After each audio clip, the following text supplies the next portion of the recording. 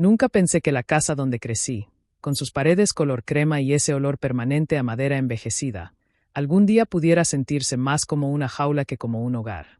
Me llamo Ilaiche, tengo 25 años, y aunque siempre me consideré alguien tranquilo, paciente y hasta sumiso cuando era necesario, hay momentos en la vida que te rompen desde adentro, que te cambian para siempre sin necesidad de gritos ni golpes. Solo con silencios.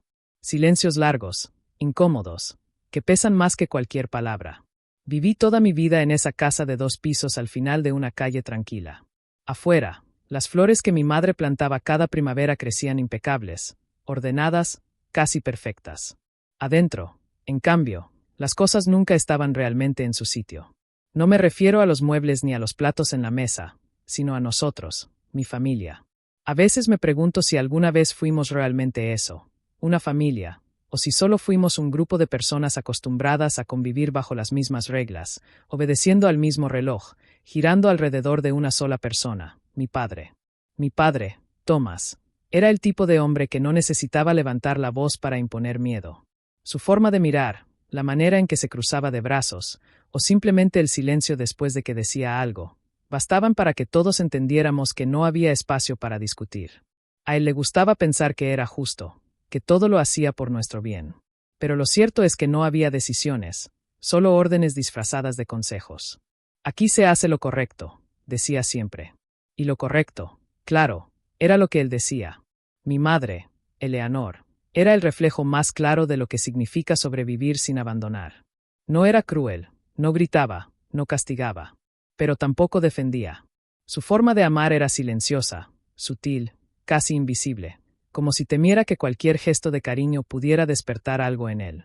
Ella servía la comida sin mirarnos a los ojos, asentía sin opinar, caminaba con pasos suaves para no molestar a nadie, especialmente a él. Su vida entera era una suma de renuncias silenciosas. Y yo crecí viendo cómo eso la consumía, poco a poco, como una vela apagándose sin que nadie soplara. Y luego estaba mi hermana menor, Ava. Tenía 21 años y, a pesar de ser 4 años menor que yo, siempre fue más valiente. O al menos, eso parecía. Cuando éramos niños, ella era quien me defendía cuando mi padre me llamaba inútil o decía que yo no tenía carácter para enfrentar la vida.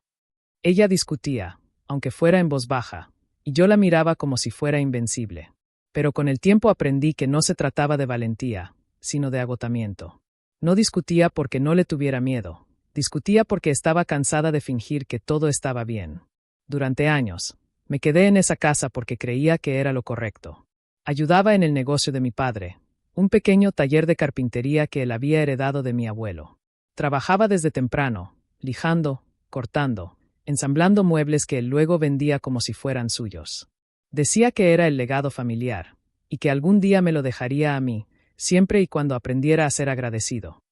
Nunca supe muy bien qué significaba eso para él, porque agradecido ya era. Trabajaba, contribuía con dinero para la casa, reparaba cosas cuando se rompían, y sin embargo parecía nunca ser suficiente. Todo cambió el día en que recibí una carta. No una cualquiera, sino una oferta para un curso de restauración de mobiliario antiguo en una ciudad a 3 horas de casa.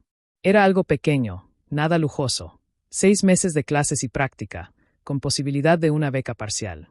La idea de dejar la carpintería de mi padre y aprender algo por mi cuenta, algo solo mío, me pareció una luz en medio de tanta oscuridad. Me lo pensé durante días antes de reunir el valor para hablar con él. Era domingo por la tarde. Mi padre estaba en la sala, leyendo el periódico como cada semana. El reloj marcaba las 5:06 cuando reuní el coraje para decirlo. Papá, dije, con la voz más calmada que pude. Me aceptaron en un curso de restauración de muebles. Empieza en 2 meses. Quería hablar contigo sobre eso. Él no bajó el periódico. Solo movió los ojos lentamente hacia mí por encima de las hojas. ¿Y? Respondió. ¿Qué tiene eso que ver conmigo?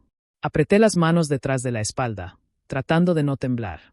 Pensé que podría irme. Al menos por esos meses. Es una oportunidad. Podría aprender cosas útiles para el taller. Hubo unos segundos de silencio. Luego dejó el periódico sobre su regazo y me miró, sin ninguna emoción. ¿Útil para quién? Dijo. ¿Para ti o para nosotros? Para todos, respondí rápido. Él soltó una pequeña risa. No fue una risa feliz, fue una risa seca, cortante. Ilaiche, deja de soñar.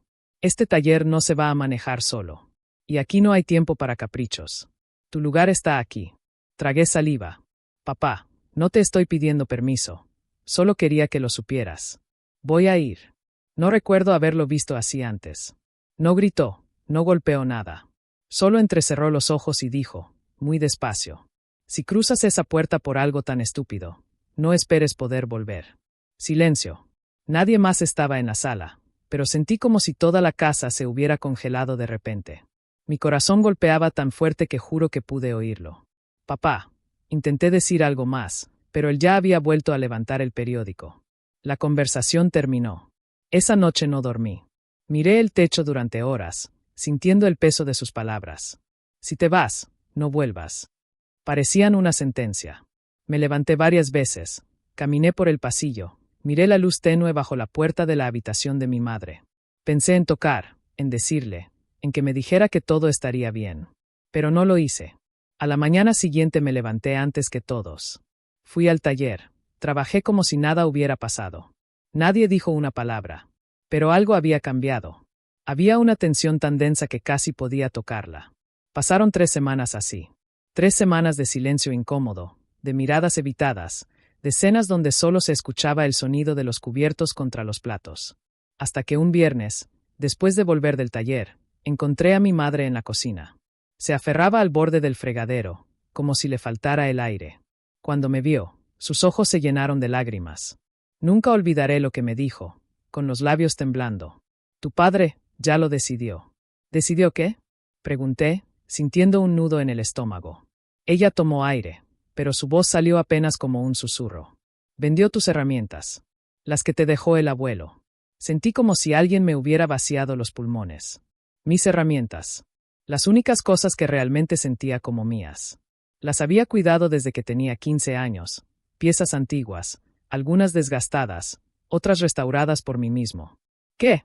Dije, aunque ya lo había entendido. Dice que si quieres irte, lo harás sin nada, dijo ella, y se cubrió la boca para no llorar. Ahí fue cuando todo comenzó de verdad. Cuando algo dentro de mí se rompió, pero no de la manera que esperaba. No grité. No lloré. No golpeé nada. Solo asentí. Y supe que me iría. Con sin su permiso. Con sin herramientas. Con sin familia. No dije nada en ese momento. Solo me quedé de pie en la cocina, mirando a mi madre llorar en silencio. Ella intentó acercarse, quizás tocarme el brazo, pero yo retrocedí sin pensarlo. No porque no quisiera su consuelo, sino porque en ese instante entendí algo que nunca me había permitido aceptar. Ella no iba a detenerlo. Nunca lo había hecho y nunca lo haría. Esa noche, cenamos como siempre. La mesa servida, los vasos alineados, el sonido de los cubiertos, y el silencio, ese silencio rígido, incómodo, casi violento.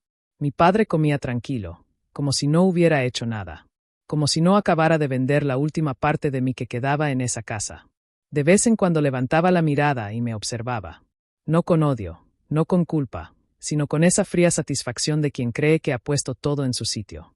Cuando terminé de comer, dejé los cubiertos con cuidado sobre el plato, me limpié las manos con la servilleta y me puse de pie. Gracias por la cena, dije, mirando a mi madre, no a él. Ella solo bajó la vista. Subí a mi habitación, cerré la puerta con suavidad y me senté en el borde de la cama. No lloré. No porque no doliera, sino porque el dolor se había vuelto tan profundo que ya no encontraba forma de salir. Abrí el cajón donde guardaba papeles viejos, cartas, libretas. Ahí, debajo de todo, estaba la carta del curso de restauración. La tomé, la leí de nuevo, y en ese preciso momento tomé mi decisión. Me iría, aunque no tuviera dinero suficiente, aunque no tuviera herramientas, aunque no tuviera a dónde llegar. Me iría porque quedarme ya no era amor. Era rendición. Pasé los siguientes días en silencio, observando, memorizando, esperando. No dije nada, no me quejé, no discutí. Trabajé en el taller como siempre, con precisión, con calma. Pero por dentro, cada golpe del martillo era una cuenta regresiva. Solo Ava pareció darse cuenta. Una noche, mientras afilaba una vieja cuchilla en el cobertizo, ella entró sin hacer ruido. Se apoyó en el marco de la puerta, cruzó los brazos y me miró fijamente. «Ya lo decidiste», dijo. No preguntó qué. No lo necesitaba. Asentí. ¿Cuándo? Preguntó. Pronto. Ella caminó hacia mí, se sentó en el banco de trabajo y se quedó en silencio durante unos segundos. Papá lo va a destruir todo cuando te vayas. Ya lo hace, respondí. Ella soltó una risa suave, cansada. ¿Y mamá? No lo sé.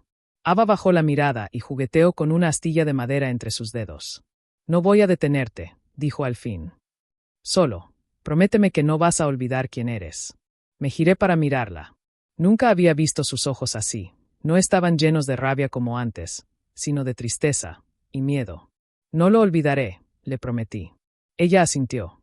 Y por primera vez en años, me abrazó. No como una hermana menor. No como alguien que necesitaba protección, sino como alguien que entendía el peso exacto de lo que estaba a punto de ocurrir. No me fui esa semana, ni la siguiente, porque él ya no se conformaba con haber vendido mis herramientas. Quería algo más. Quería asegurarse de que, si me iba, me fuera con la cabeza baja, que me fuera derrotado. Y eso, lo juro, jamás se lo daría. Lo descubrí un jueves por la mañana. Llegué al taller antes del amanecer, como siempre. Encendí las luces, acomodé la mesa de trabajo. Todo estaba donde debía estar. O casi. Sobre mi banco había algo que no era mío, una carpeta gris. La abrí.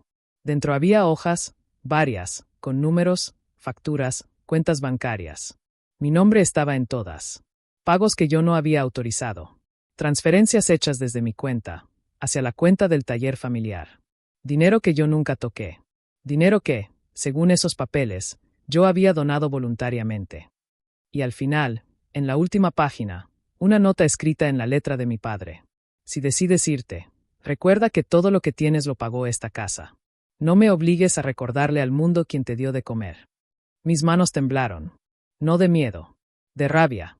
Una rabia tan profunda, tan fría, que me sorprendió no sentir necesidad de gritar. No lo enfrenté. No fui a pedirle explicaciones. No le dije a mi madre. Ni siquiera se lo conté a Ava. Solo cerré la carpeta. La guardé bajo mi chaqueta. Y supe, en ese instante, que me iría. Pero no con las manos vacías. No esta vez. Porque por primera vez en mi vida, entendí que irme no era huir. Era recuperar. Era vivir. Esa noche, comencé a planearlo todo. No una venganza. No un ataque. Solo libertad. Libertad ordenada, planeada, meticulosa. La clase de libertad que él no pudiera tocar. Abrí una libreta vieja y comencé a escribir. ¿Cuánto dinero necesitaba? ¿Dónde podía dormir los primeros días? ¿Qué podía llevar? ¿Qué no? ¿A quién podía recurrir? ¿Quién debía mantenerse lejos? Por primera vez, mi vida estaba en mis manos. Y aunque me daba miedo, también sentí algo que no sentía desde niño. Esperanza. Comencé a guardar pequeñas cantidades de dinero. No mucho, para no levantar sospechas. Del sueldo del taller, apartaba lo justo para no dejar un vacío en las cuentas que mi padre pudiera notar. En lugar de guardarlo en el banco, lo escondía en lugares donde él jamás buscaría, dentro de un viejo libro de matemática escolar, detrás del panel roto de mi mesita de noche, e incluso dentro de una caja de té olvidada en el ático. No era mucho, pero representaba algo que nunca había tenido: control. Durante el día, trabajaba como siempre.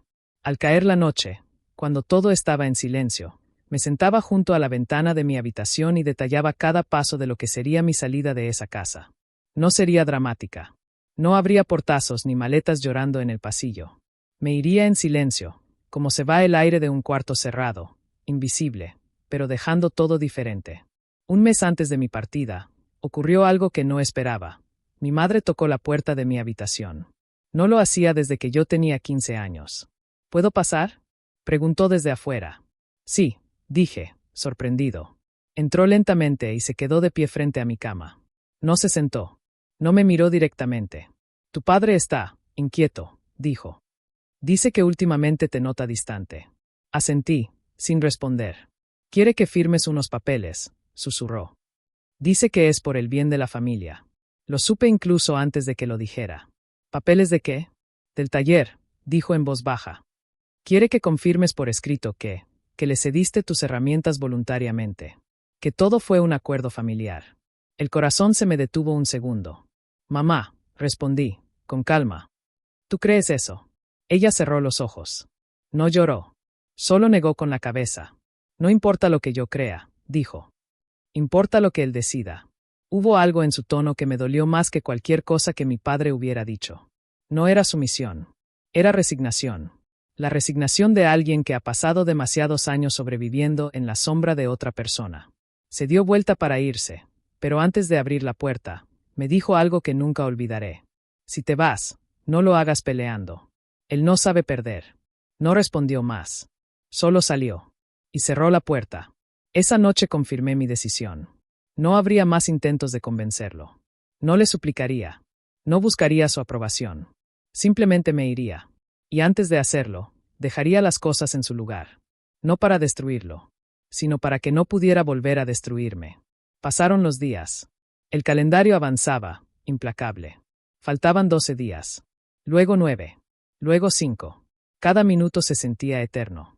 Y entonces, a solo 3 días de mi salida, ocurrió algo que complicó todo. Mi padre llegó a casa más temprano de lo habitual. Su rostro estaba rojo, como si hubiese discutido con alguien. Llamó a todos a la sala, con esa voz grave que no admitía opciones.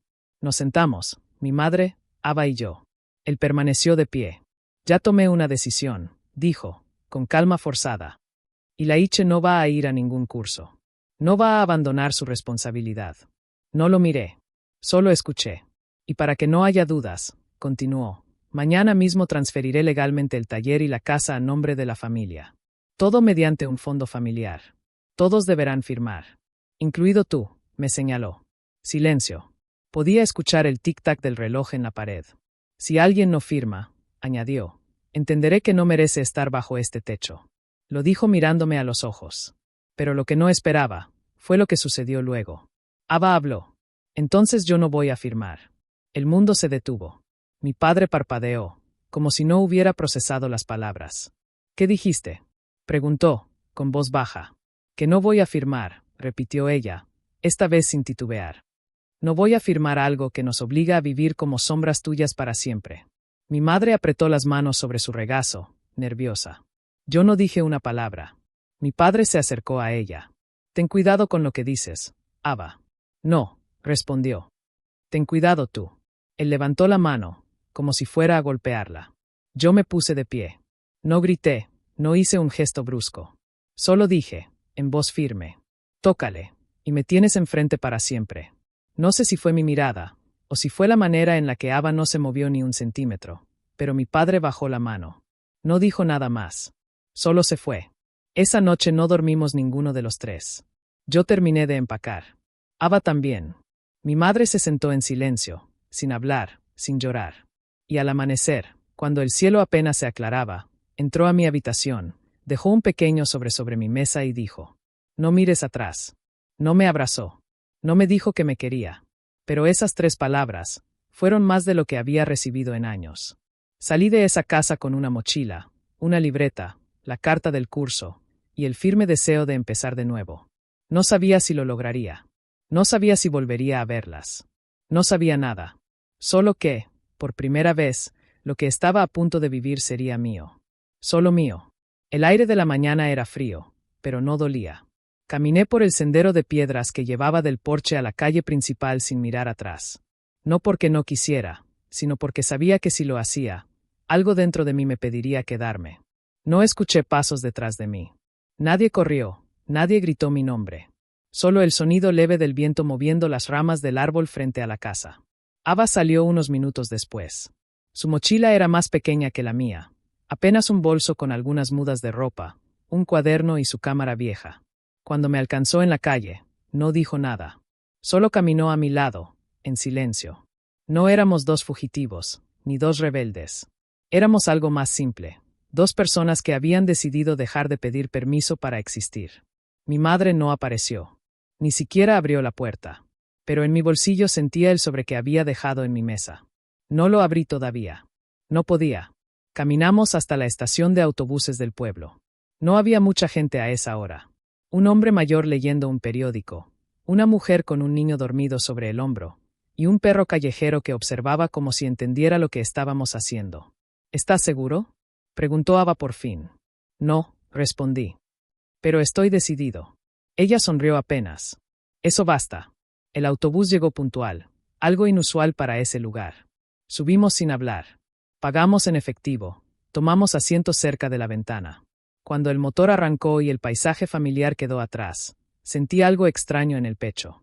No era tristeza. No era miedo. Era una mezcla entre vértigo y alivio, como si hubiera estado conteniendo el aire durante años y recién pudiera respirar. Sacudí la cabeza suavemente. No iba a llorar. No ahora. El viaje duró casi 3 horas. El paisaje fue cambiando de campos vacíos a carreteras, de carreteras a pequeñas zonas industriales y, finalmente, a una ciudad más grande de lo que estaba acostumbrado a ver. El ruido, los carteles, la gente apresurada, todo me resultaba abrumador y fascinante al mismo tiempo. Bajamos en la terminal principal. Ava se estiró los brazos y miró a su alrededor como si acabara de despertar de un sueño largo. ¿Y ahora?, preguntó. Saqué la libreta donde había anotado cada paso. Primero, el lugar donde vamos a dormir. Había encontrado, semanas atrás, una habitación económica en una pensión cercana al centro. No era bonita, ni grande, pero tenía cerradura propia y una ventana. Eso, para mí, ya era un lujo. El dueño era un hombre robusto, con barba gris y una voz casi inaudible. Nos miró de arriba abajo. No preguntó demasiado. Solo dijo: 2 semanas pagadas por adelantado, no se hacen devoluciones. Le di el dinero exacto que tenía guardado. Nos entregó una llave. Subimos por unas escaleras crujientes hasta llegar a la habitación 203. Una cama, una mesa pequeña, una lámpara empolvada y una ventana con la pintura descascarada alrededor del marco. El colchón era duro, pero estaba limpio. No está mal, dijo Ava dejando su mochila en el suelo. He dormido en peores lugares, respondí. Ella me miró, como si quisiera asegurarse de que decía la verdad. ¿Abriste el sobre que mamá dejó? Negué con la cabeza. Ella no insistió. Me acerqué a la ventana. Desde ahí podía ver los techos de otras casas, antenas oxidadas, ropa colgada en balcones diminutos. Todo era extraño. Todo era nuevo. Todo era nuestro. Ilaiche, dijo Ava en voz baja. ¿Qué? Estoy orgullosa de ti. No supe qué decir. Nunca nadie me había dicho algo así. Me limité a asentir, con un nudo en la garganta.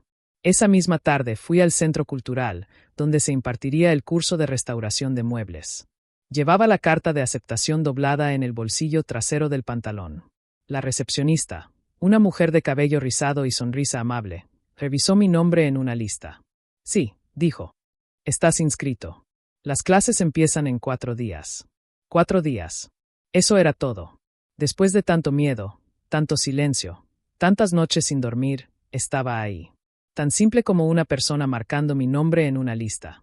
Gracias, dije. ¿Tienes tus herramientas?, preguntó ella. Sentí un vacío en el estómago. Tragué saliva. Todavía no, respondí, pero las tendré. Asintió sin hacer más preguntas. Esa noche, en la pensión, mientras Ava veía por la ventana las luces de los autos pasar, yo al fin abrí el sobre de mi madre. Adentro había 3 cosas. Un billete doblado. No mucho, pero suficiente para comer varios días si sabíamos administrarlo. Una cadena pequeña de metal, la que solía colgar del retrovisor del coche viejo de mi abuelo. Y una nota, con su letra fina, inclinada hacia la derecha. Decía: no sé cómo ayudarte sin perderlo todo, pero sé que si te quedas, te pierdes a ti. Perdóname por no ser valiente. No mires atrás. Mamá. No lloré, pero deseé que ella lo hubiera leído en voz alta. Durante los siguientes 3 días, me dediqué a buscar herramientas. No podía comprar nuevas, así que fui a mercados de segunda mano, talleres viejos, almacenes abandonados. Preguntaba con respeto, con paciencia. Algunos me miraban con desconfianza. Otros me ignoraban. Pero hubo uno, un hombre de piel curtida y manos grandes, que me escuchó sin prisa. ¿Restauración de muebles?, dijo, limpiándose las manos con un trapo. Eso no lo hace cualquiera. Estoy aprendiendo, respondí. No, hijo. Aprender es cuando no te importa si te sale mal. Tú hablas como alguien que ya no puede fallar. Guardé silencio.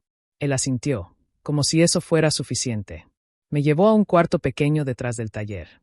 Había cajas, herramientas viejas, piezas oxidadas, y sobre una mesa, un maletín de madera. Era de mi padre, dijo, pasándome la mano por la tapa. Ya no lo uso. Pero no es gratis. No tengo mucho dinero, respondí. No lo quiero, dijo.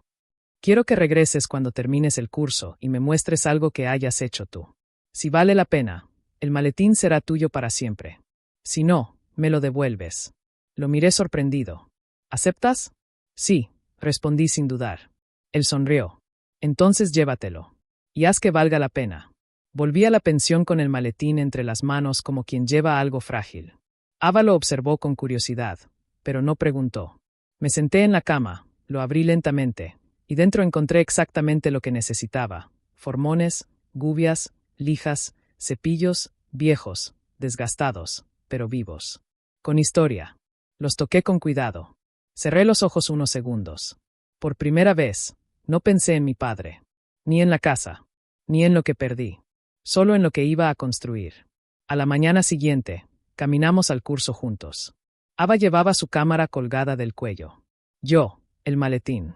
Justo antes de entrar al edificio, se detuvo. ¿Estás listo?, preguntó. Miré mis manos. No temblaban. Sí, respondí.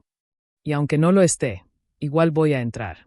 Ava sonrió, como si esa fuera la prueba final de que realmente me había ido. Entonces ve, dijo. Y entré. No sabía que ese sería el comienzo de todo. El edificio donde se impartían las clases de restauración no era grande, pero tenía algo que pocas veces había sentido en el taller de mi padre: calma. No silencio, sino calma. Las paredes estaban cubiertas de estanterías con maderas antiguas, herramientas colgando cuidadosamente organizadas y pequeños muebles a medio reparar, como si esperaran pacientemente a que alguien les devolviera la vida. El profesor era un hombre de unos 50 años, cabello canoso recogido en una coleta y unas gafas pequeñas que descansaban en la punta de su nariz. Se llamaba Marcel. Nos miró a todos, éramos 9 estudiantes, y dijo lo primero que se me quedó grabado. Aquí no venimos a construir muebles, dijo mientras apoyaba las manos sobre la mesa. Venimos a escuchar lo que ya existía antes de nosotros. La madera recuerda.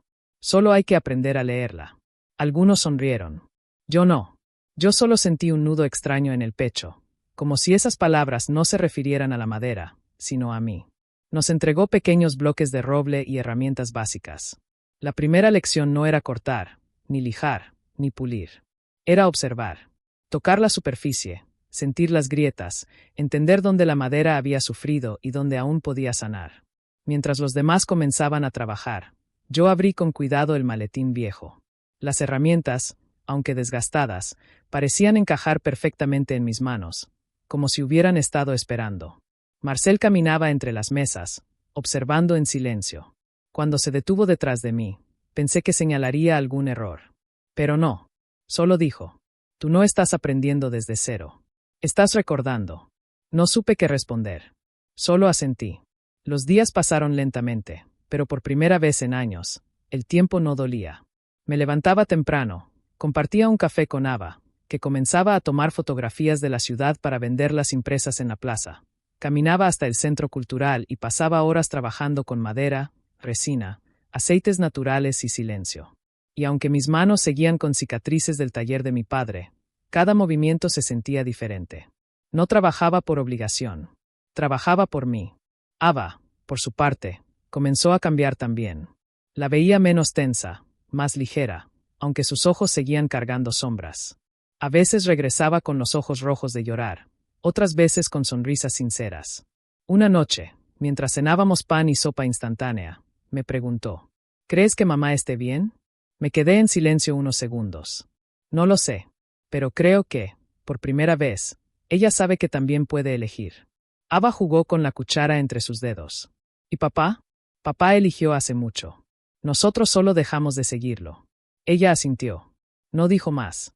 Un jueves, al salir de clases, Marcel me detuvo. Y Laiche, dijo sin rodeos: quédate un momento. Me acerqué, limpiando mis manos en el delantal. ¿Hice algo mal?, pregunté.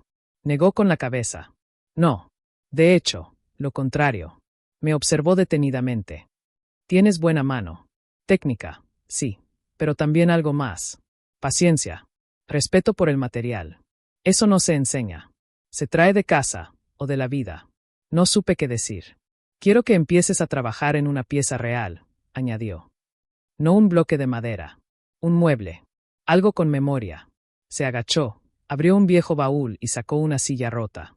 El respaldo estaba astillado, una pata suelta, y la superficie desgastada hasta perder color.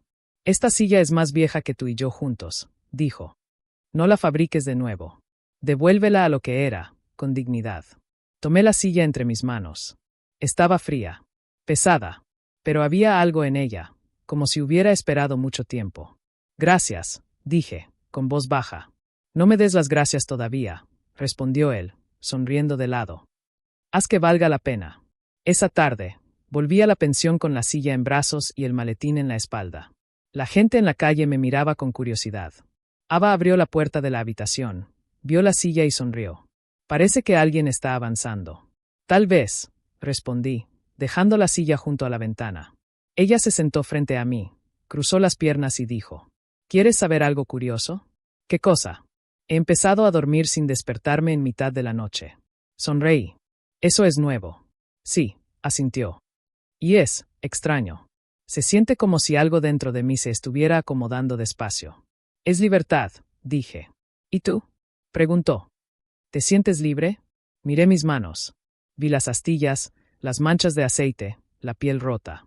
Todavía no, respondí con honestidad. Pero por primera vez, estoy caminando hacia allá. Ava asintió. Y no dijo más. Los días siguientes fueron los más duros y los más necesarios. Restaurar aquella silla no era solo lijar, pegar y barnizar. Era entender dónde se había roto, dónde había cedido y por qué. Era como mirarme a mí mismo, pero en madera. Había noches en las que me frustraba. Astillas que no encajaban, grietas que parecían imposibles de sanar. A veces quería rendirme. A veces escuchaba la voz de mi padre en mi cabeza. Si no puedes hacerlo perfecto, no lo hagas.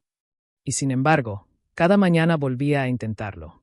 Con paciencia, con respeto, con la certeza de que sanar algo roto no significa devolverlo a como era antes, sino construir algo nuevo a partir de lo que quedó.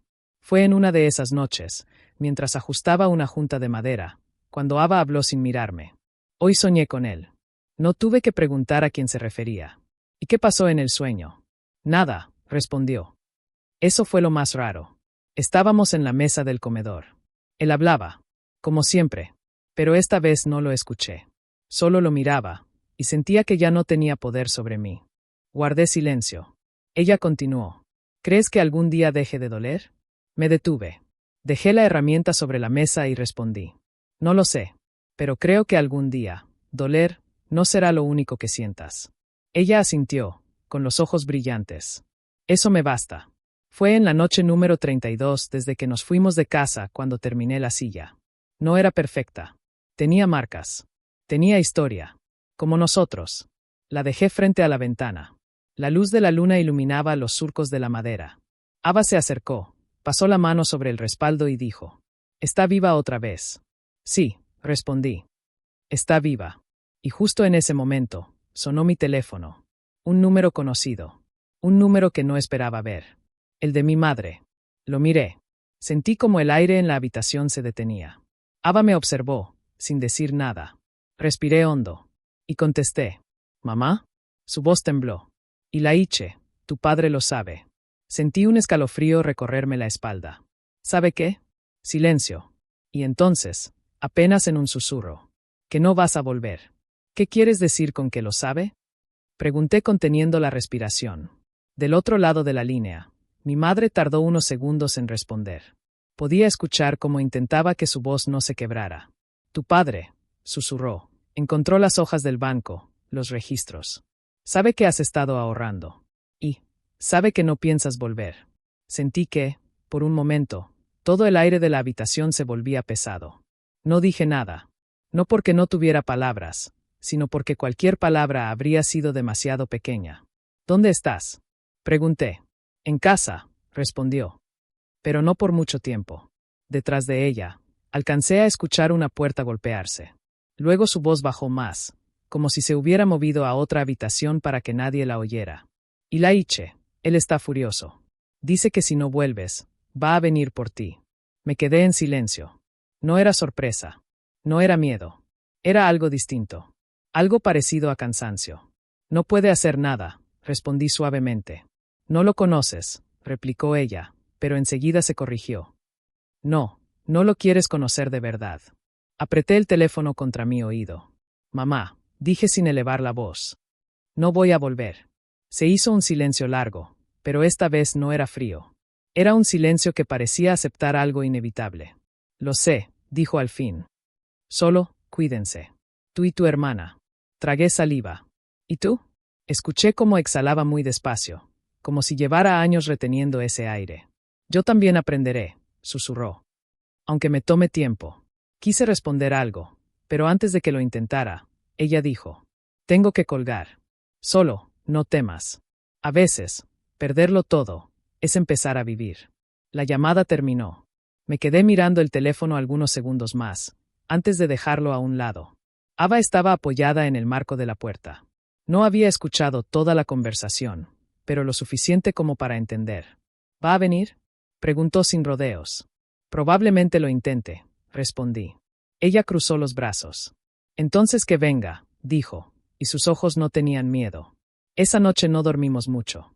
No porque temiéramos verlo aparecer, sino porque sabíamos que algo había cambiado. Ya no era solo irnos. Era sostener la decisión. Ava se durmió con su cuaderno en las manos, en la cama junto a la ventana. Yo me quedé despierto un poco más, mirando la silla restaurada. La luz de la luna dibujaba su silueta sobre el suelo. Tomé el maletín de herramientas, lo abrí y pasé los dedos por el metal frío y la madera gastada de los mangos. Y entonces me di cuenta de algo. No importaba si él venía. No importaba si gritaba, si amenazaba, si intentaba quitarnos lo poco que teníamos. Ya no podía quitarnos lo más importante. La decisión. La voluntad. La libertad. Cerré el maletín, respiré hondo y, por primera vez, no imaginé qué haría él. Imaginé qué haría yo. A la mañana siguiente, fui al curso como siempre. Marcel caminaba entre los bancos observando los trabajos. Cuando llegó al mío, se detuvo frente a la silla. No dijo nada durante varios segundos. Luego, con una mano arrugada y firme, acarició el respaldo suavemente. No está perfecta, dijo. Pero está viva. Asentí. Así debía ser. El viejo sonrió apenas. La madera rota no vuelve a ser como antes, pero aprende a sostenerse de nuevo. Igual que las personas. Me quedé en silencio. Él dio un paso atrás. ¿Listo para comenzar con algo más grande? Respiré hondo. Sí. Por primera vez, la palabra no me pesó. Ese fue el día en que entendí que la vida no iba a detenerse para preguntarme si estaba listo. Simplemente avanzaba. Y yo, por fin, avanzaba con ella. Ava comenzó a vender sus fotografías en una calle cerca de la plaza. No eran paisajes hermosos ni edificios famosos. Eran cosas pequeñas. Una ventana abierta, una silla vacía, una taza rota reparada con resina dorada. Cosas que pasaban desapercibidas para todos, menos para quienes sabían lo que era estar roto y seguir ahí. Una tarde volvió con los ojos brillantes. Vendí 5, dijo. Y una señora me preguntó si podía hacerle un retrato a su perro. Me reí. ¿Lo harás? Por supuesto. La vi sonreír como no lo hacía desde niña. Y cuando el sol caía y regresábamos a esa pequeña habitación con paredes desgastadas, ya no sentíamos que era un lugar donde nos escondíamos. Era un lugar donde empezábamos. Aún no hemos terminado. Mi padre aún no ha llegado, pero es solo cuestión de tiempo. Tal vez golpee la puerta. Tal vez grite. Tal vez llame diciendo que la familia es lo más importante. Pero cuando eso pase, ya no tendrá poder. Porque la familia no se sostiene con miedo. Se sostiene con verdad. Y la nuestra, aunque tarde, al fin empezó a decirla. Con la voz. Con el silencio. Con la decisión de no seguir heredando cadenas. Y esta, apenas es la mitad de la historia. El sol comenzaba a filtrarse entre las cortinas rotas de la habitación cuando abrí los ojos. No había dormido bien, pero tampoco mal. Era una especie de descanso distinto, como si el cuerpo supiera que, aunque el mundo no se hubiese vuelto más fácil, al menos ya no estaba en guerra conmigo mismo. Ava todavía dormía, enroscada en su manta, con su cuaderno de dibujos a un lado y el pequeño collar que mamá me había dejado colgando ahora de la esquina de su cama. No se lo había dicho, pero ella lo tomó una noche en que pensé que dormía. No lo hizo por egoísmo. Lo hizo porque necesitaba un pedazo de casa, aunque doliera. Me vestí despacio. Tomé el maletín de herramientas y salí rumbo al taller del centro cultural. Hoy no había clase, pero Marcel me había dado permiso para usar el espacio y trabajar en otra pieza, Una mesa pequeña que había llegado donada por una iglesia antigua.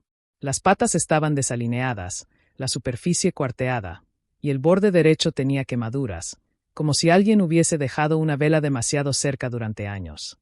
Cuando entré, el lugar estaba vacío, silencioso. La luz entraba oblicua por los ventanales altos, iluminando partículas de polvo flotando en el aire. Dejé el maletín sobre una mesa y respiré el olor a madera vieja, barniz y tiempo. Comencé por desmontar la superficie. Al hacerlo, descubrí marcas talladas por debajo, nombres, iniciales, fechas. Alguien, hace años, había dejado allí un rastro de su vida.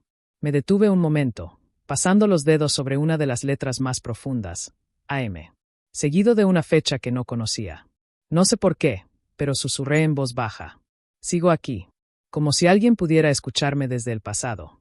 A media mañana, mientras lijaba las grietas con movimientos lentos y pacientes, escuché pasos detrás de mí.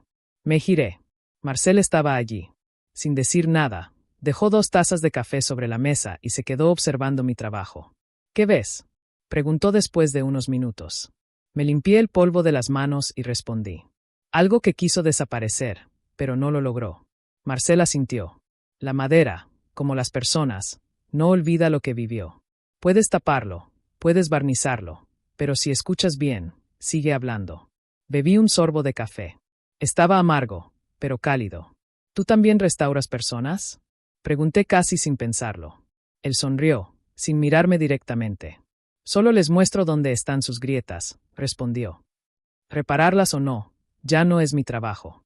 No dijo más. Pero a veces, no hace falta. Al volver a la pensión, encontré a Ava sentada en el suelo, con varias fotografías desperdigadas frente a ella. La luz del atardecer entraba por la ventana y coloreaba todo de naranja suave. ¿Qué es todo eso?, pregunté dejando el maletín. Estoy preparando una pequeña exposición, respondió sin levantar la vista. Nada grande. Solo, en la plaza. Un cordel, algunas pinzas, y mis fotos colgadas como ropa al viento. Me agaché a su lado. Algunas imágenes eran borrosas, otras perfectamente enfocadas. Todas tenían algo en común, eran honestas. No buscaban belleza, sino verdad. Una ventana abierta. Un plato vacío. El reflejo de una persona caminando sola bajo la lluvia. ¿Crees que a alguien le van a importar?, preguntó sin ocultar la duda. Tal vez no a todos, respondí. Pero a alguien sí. Y eso es suficiente. Ella respiró hondo. Hoy pensé en mamá. Yo también. Y pensé que tal vez algún día ella también se atreva a irse.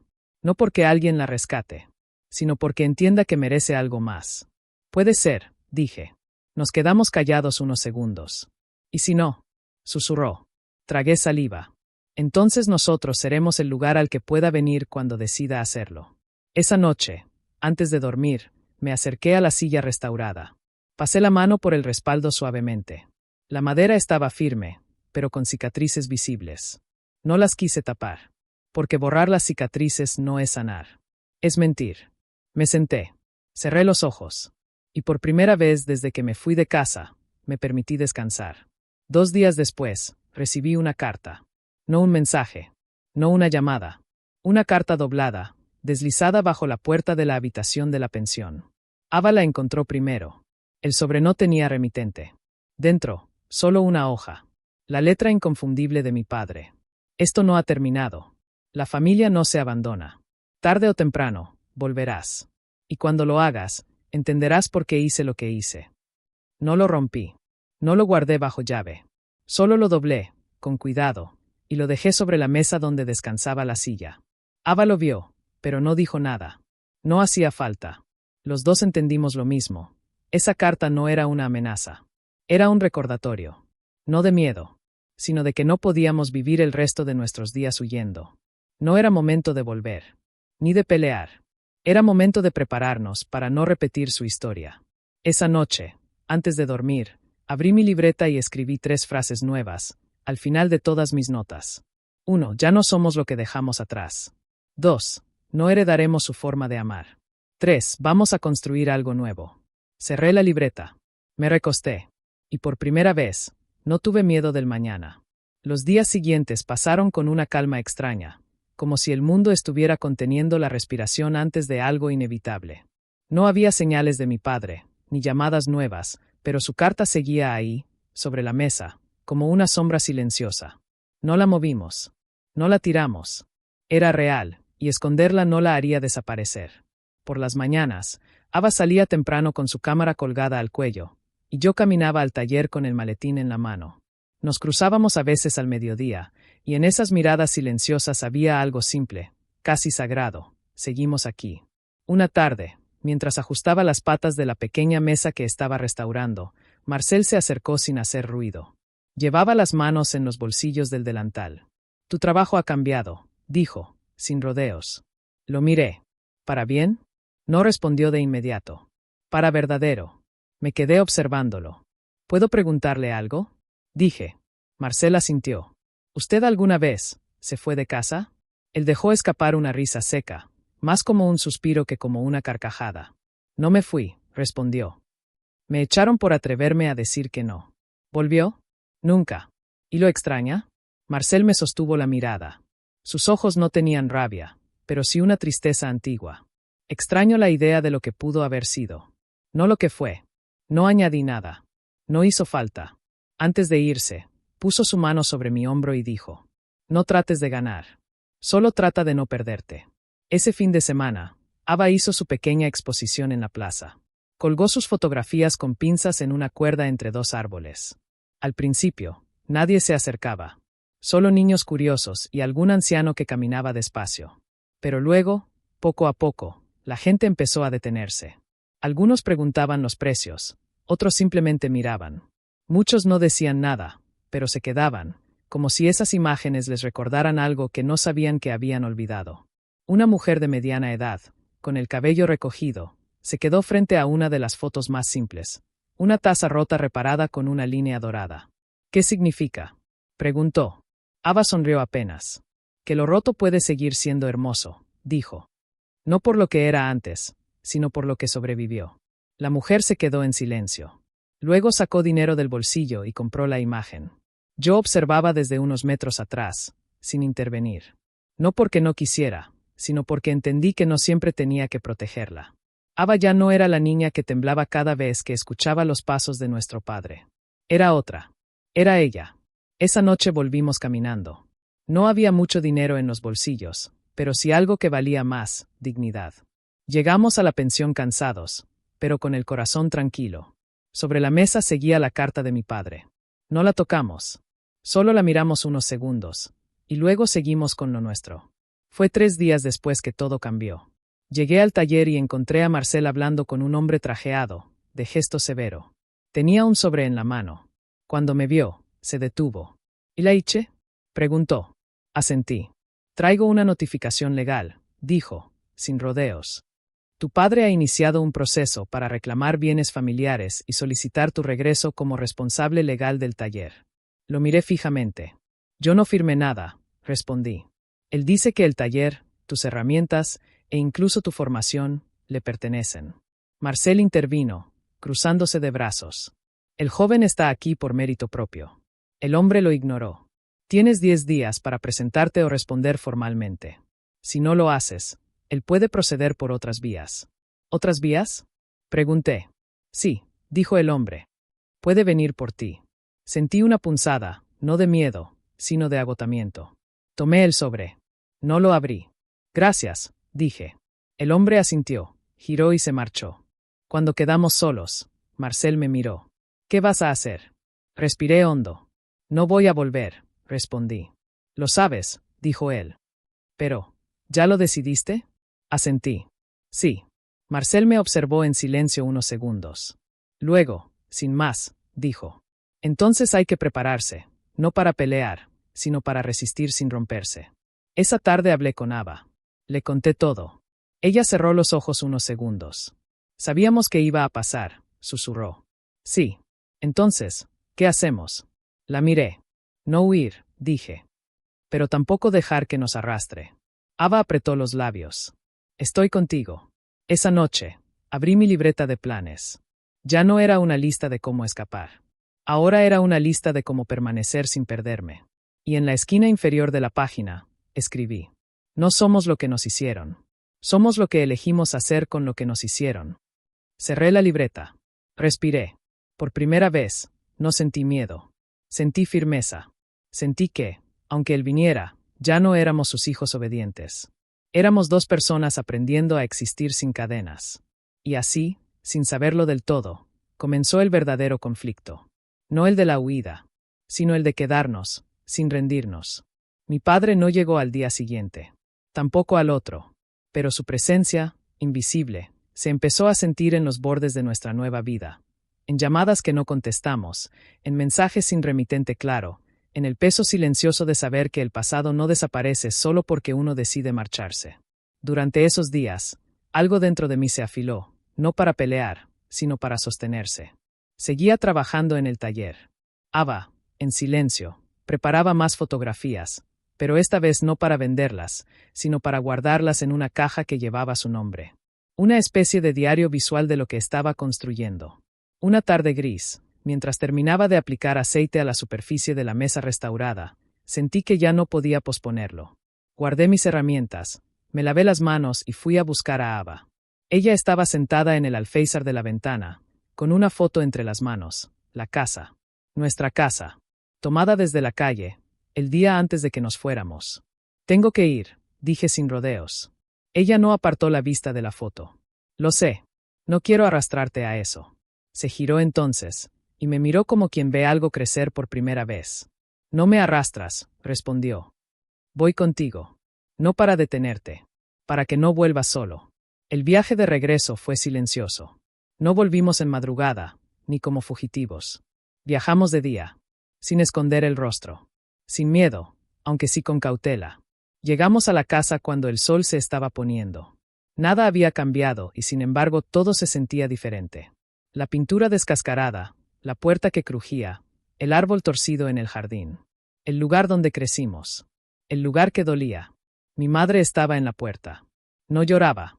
No sonreía. Solo abrió, como si llevara horas esperando. Está adentro, dijo. Entramos. La sala estaba en penumbra.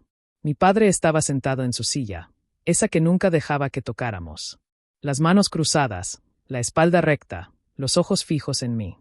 Así que volviste, dijo. No volví, respondí. Solo vine a hablar. Su ceja se arqueó apenas. No es lo que parece. Es exactamente lo que parece, dije con calma. No regreso. No voy a firmar nada. No voy a cargar con lo que no me corresponde. Sus manos se tensaron sobre los apoyabrazos. Malgastar todo lo que te di. Eso es lo que eliges. Di un paso al frente. No me diste nada, dije, sin ira. Lo tomaste. De mí. De mamá. De Ava. Y yo ya no voy a vivir para sostenerlo. Hubo un silencio espeso. Por un segundo pensé que se levantaría, que gritaría, que todo explotaría como antes. Pero no lo hizo. Solo me miró largamente. Te vas a arrepentir, dijo.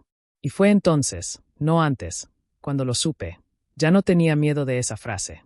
Tal vez, respondí. Pero si me arrepiento, será por lo que yo hice. No por lo que tú decidiste por mí. Hubo algo en sus ojos que se quebró.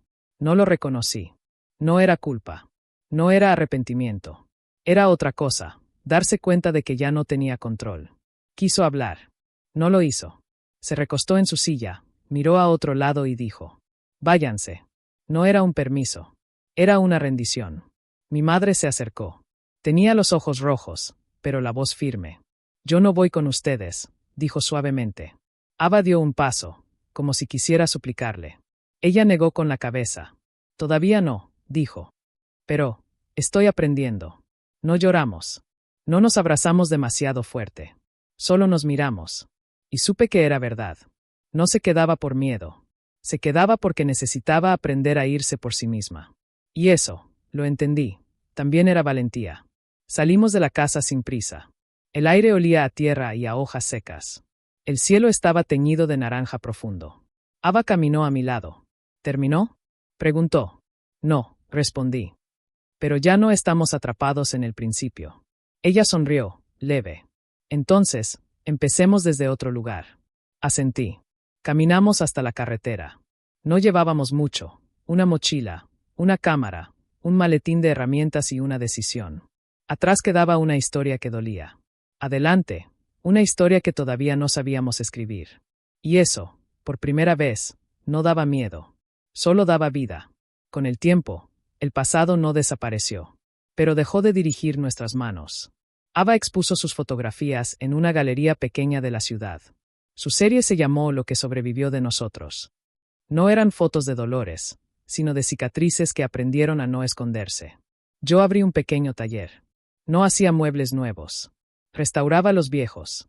Con calma, con paciencia, con respeto.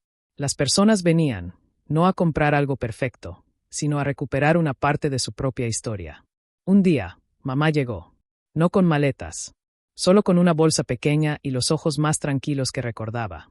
No dijo me voy, dijo. Ya entendí. No preguntamos más. La casa vieja, supimos después que papá comenzó a arreglarla él mismo.